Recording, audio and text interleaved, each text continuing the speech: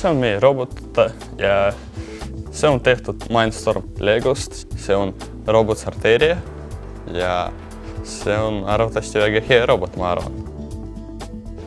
Siin on erinevad tabletid. Näiteks see on vitamiin A, see on vitamiin B ja see on vitamiin C. Käitume programmi.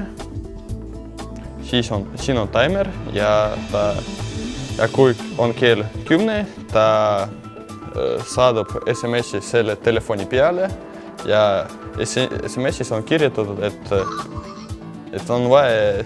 Tabletid võtta. Ja, siis niimoodi. Siin on veel üks programm, kui ta sorteerib erinevaid värvi. Näiteks selleks, et kõik oli korras, siis käitume programmi. Roheline läheb rohelisele. Siis sinine peab lähema sinna.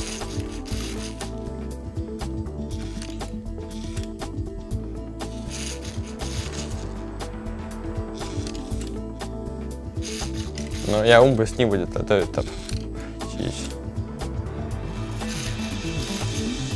See on meie peakonstrueerija, siis ta mõtles välja see konstruktsiooni, siis ta ei ole nii väga ilus, aga ta töötab.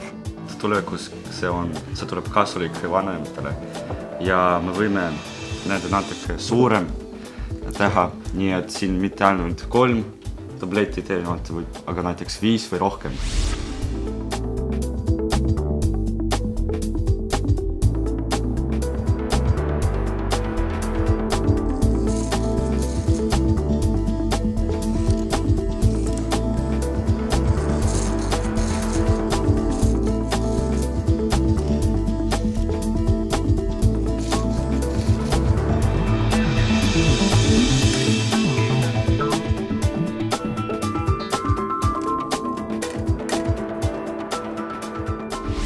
Tere, mina olen Jüri ja ma tahan selgitada teile natuke meie masinas ja miks me seda tegime üldse. Põhimõte on selles, et me tegime seda selleks, et aidata vanaid inimesi, natuke teha kergeks nende elu.